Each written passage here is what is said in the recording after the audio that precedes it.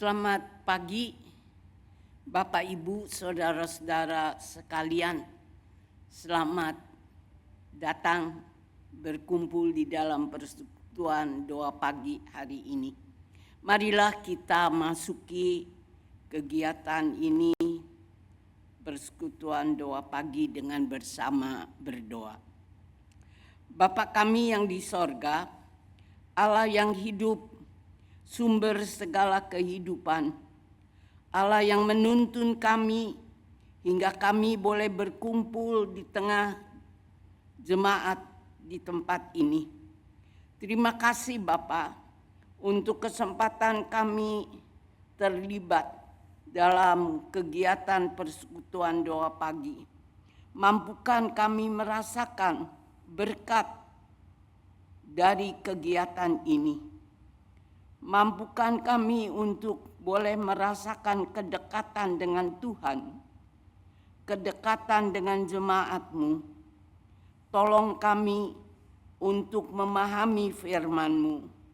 Bapa di sorga, inilah kami umat-Mu, kuduskan kami, berkati kami, jadikan kami hamba-hamba-Mu yang setia.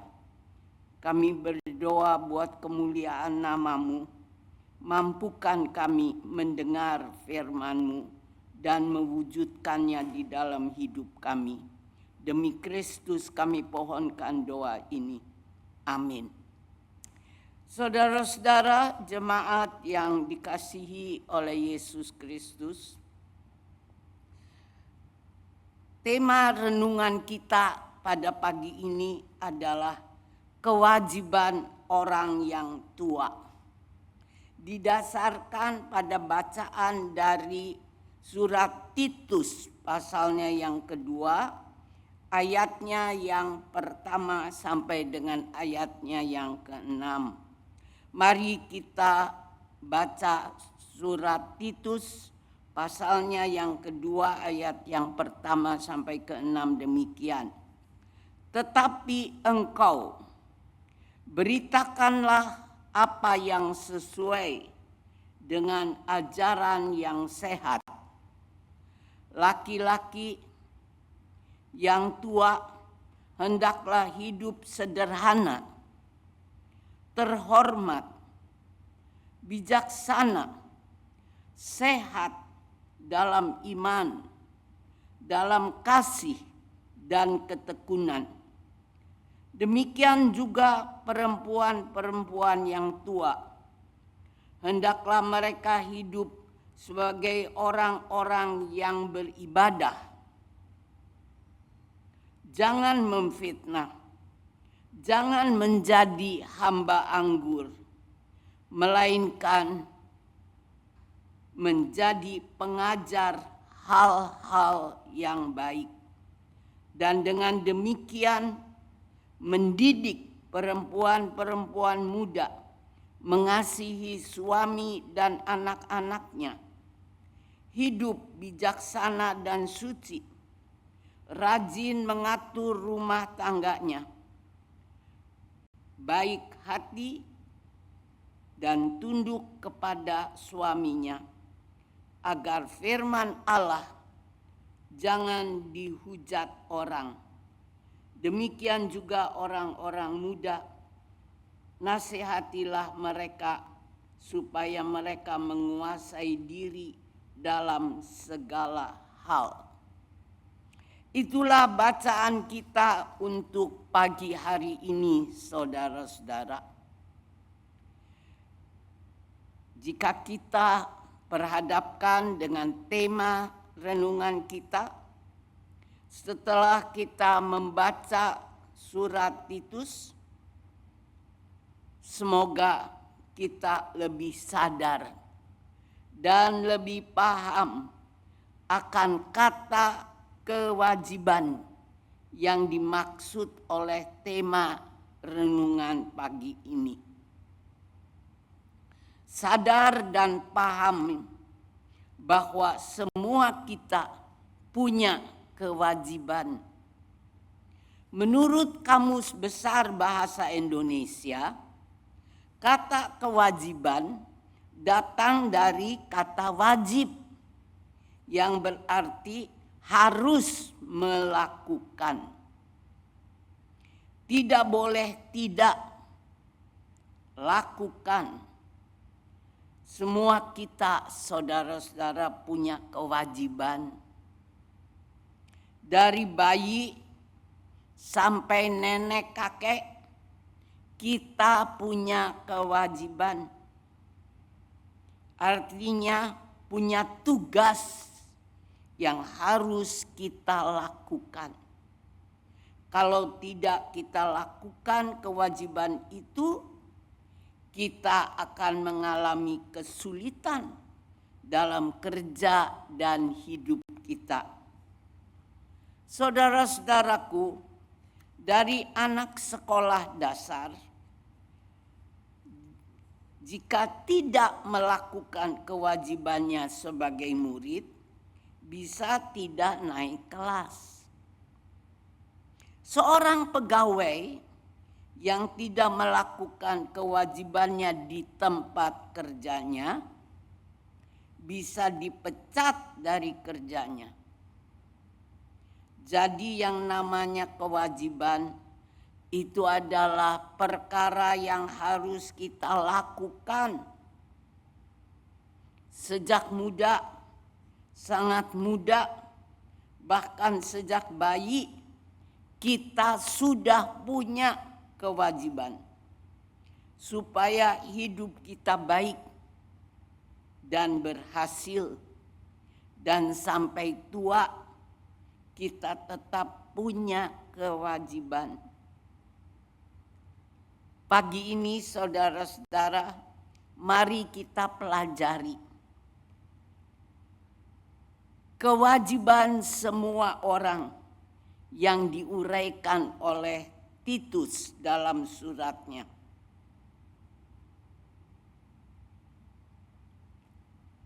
Surat Titus menyangkut juga kewajiban kita. Apa kewajiban kita? Termasuk para orang yang sudah tua, yang diuraikan oleh Titus dalam suratnya. Titus menulis tentang kewajiban laki-laki dan perempuan. Kewajiban apa yang harus dilakukan dan yang jangan dilakukan oleh mereka, yang disebut oleh tema renungan kita, kewajiban laki-laki dan perempuan. Yang harus dilakukan oleh laki-laki dan perempuan sebagai kewajibannya apa? Yaitulah beritakan perkara-perkara yang sesuai dengan ajaran yang sehat. Hiduplah sederhana, terhormat, bijaksana, sehat dalam iman dan dalam kasih dan ketekunan. Hidup sebagai orang yang beribadah, jangan memfitnah, jangan jadi hamba anggur, atau dengan kata lain hamba sebagai peminum minuman keras. Jadilah pengajar hal-hal yang baik, hal-hal untuk mendidik perempuan-perempuan muda mengasihi suami dan anak-anaknya. Didiklah juga laki-laki muda untuk mengasihi istri dan anak-anak mereka. Hiduplah bijaksana dan suci. Rajin mengatur rumah tangga. Baik hati, para istri untuk suaminya, dan baik hatilah para laki-laki untuk istrinya, agar firman Allah jangan dihujat oleh siapapun. Nasihati orang muda untuk menguasai dirinya. Saudara-saudaraku, jadi jika kita teliti satu demi satu dari tugas yang dikemukakan Titus, maka apa yang dilakukan oleh laki-laki patut juga dilakukan oleh para perempuan. Dan sebaliknya, apa yang dilakukan oleh para perempuan baik dilakukan oleh para laki-laki. Apa yang dilakukan itu adalah kewajiban. Hal-hal yang harus kita lakukan. Perkara-perkara yang berkenan dengan kehendak Allah, yang sesuai dengan firman Allah, itu menjadi kewajiban kita, tugas untuk kita lakukan sebagai orang beriman.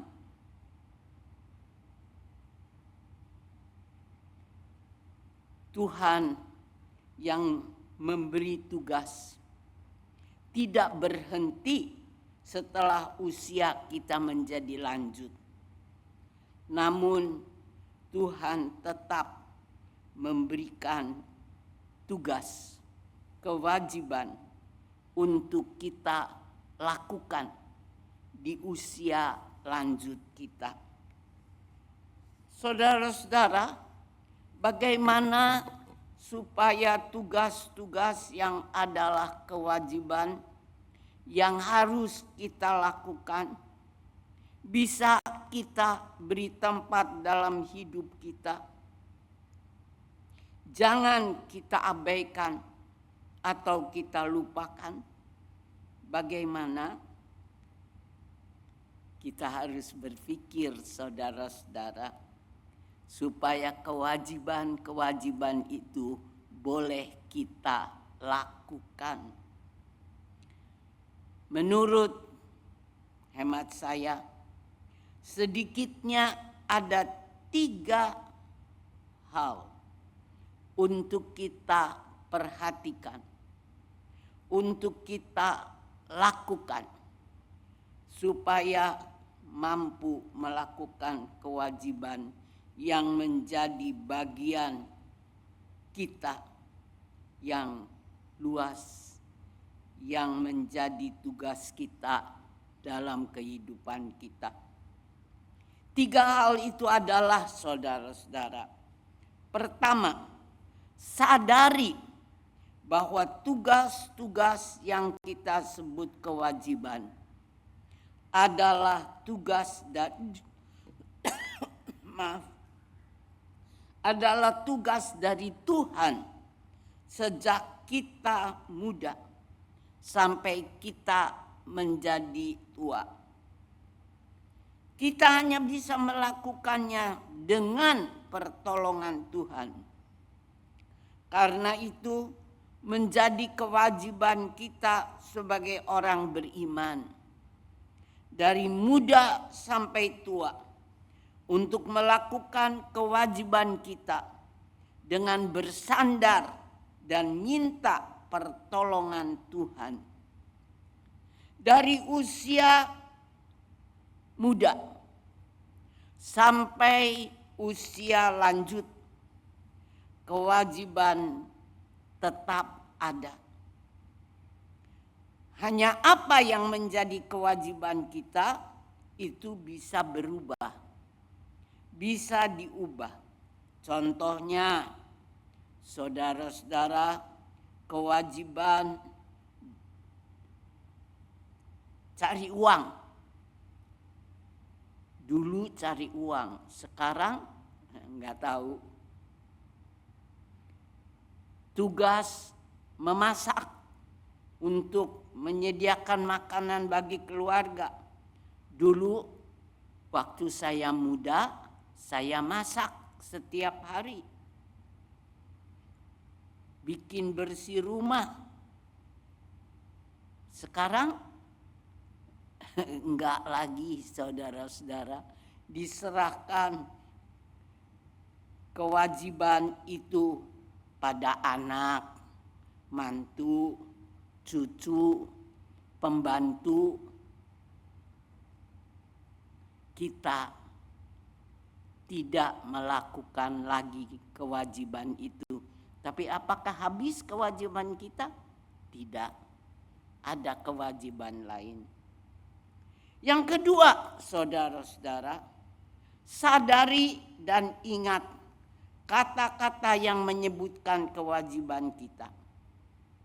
Jangan kita lupakan dan ringankan tugas yang merupakan kewajiban itu. Tugas yang adalah kewajiban harus kita lakukan sampai tua, sampai umur kita bertambah, sampai keadaan kita tidak sama lagi dengan sekian tahun yang lalu. Keadaan boleh berubah, umur boleh bertambah, kita boleh disebut orang tua, tapi kewajiban tetap punya. Apa kewajibannya? Itu persoalan. Yang ketiga, saudara-saudara, biasakan diri untuk tetap melakukan kewajiban kita. Sekalipun kita sudah tergolong orang yang tua, lakukan kewajiban kita dengan hati yang bersukacita, yang penuh rasa syukur, maka kita akan tergolong pada orang lansia yang memuliakan Allah. Sekalipun umur sudah tua, kewajiban tetap ada. Kewajiban yang harus kita lakukan dengan setia. Lakukan dengan sukacita, maka hidup kita akan menjadi indah, menjadi kesaksian yang baik, menjadi umat yang memuliakan Allah, yang tunduk dan taat pada apa yang menjadi kewajiban kita. Semoga kita semua mendapat kekuatan dari Tuhan begitu rupa, dan kita boleh melakukan kewajiban kita masing-masing dengan sukacita. Amin. Mari saudara-saudara, kita bersama berdoa.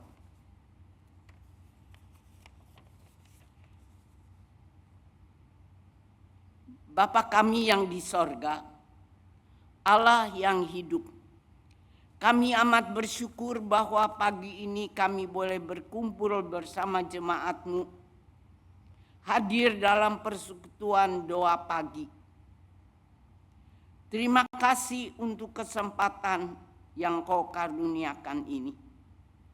Kiranya Engkau memberikan kepada kami hati yang selalu bersukacita di dalam merenungkan firman-Mu, khususnya di dalam membicarakan hal tadi, kewajiban. Mampukan setiap kami menyadari akan kewajiban kami. Mampukan kami melakukan kewajiban kami begitu rupa, supaya dengan demikian yang baik boleh terjadi di dalam kehidupan kami, kehidupan orang-orang di sekitar kami, kehidupan gereja-Mu. Tuhan, tolonglah supaya sebagai anggota gereja kami juga boleh melakukan kewajiban kami. Gereja di Indonesia Mampukan kami menjadi hamba-hamba-Mu. Mampukan kami untuk mewujudkan firman-Mu, perintah-Mu. Jadikan kami gereja-Mu, khususnya jemaat Gading Indah, untuk menjadi gereja yang memberi kesaksian mengenai kemuliaan Tuhan, perintah-perintah-Mu yang baik, yang menjadi berkat untuk semua orang. Kami berdoa Bapa, bukan hanya untuk bangsa Indonesia. Kami mau berdoa untuk bangsa-bangsa di seluruh dunia. Kuduskan dan berkati kami, supaya kami menjadi berguna di tangan-Mu. Kami berdoa bagi para pemimpin bangsa kami. Kiranya Tuhan menopang dengan kuat kuasa-Mu.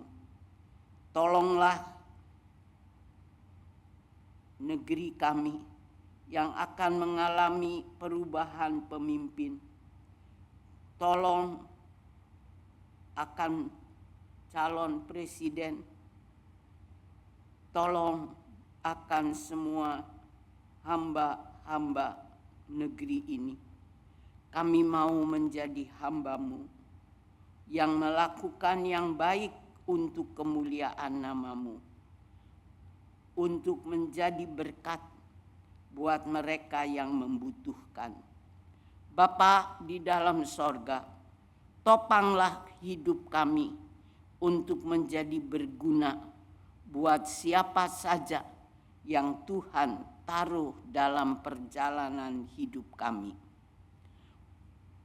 Berkatilah kegiatan persekutuan doa pagi yang berlangsung seminggu sekali ini.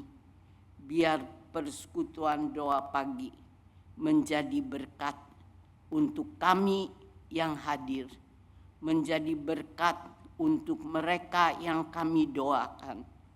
Bapa dalam sorga, terimalah kiranya doa kami yang kami naikkan ke hadapan-Mu buat kemuliaan nama-Mu. Di dalam nama Yesus kami berdoa. Terpujilah Engkau ya Bapa. Amin. Saudara-saudara, begitulah acara kita telah berlalu. Persekutuan doa pagi hari ini kiranya menjadi berkat buat kita yang hadir, menjadi berkat untuk jemaat Tuhan yang mengikuti kegiatan ini. Kuduskan, topang kita, jadikan itu permohonan kita kepada Tuhan. Sampai di sini saudara-saudara, Tuhan memberkati Anda dan kiranya kita didekatkan satu dengan yang lain dan bersama kita didekatkan kepada Tuhan. Tuhan menolong kita semua. Amin.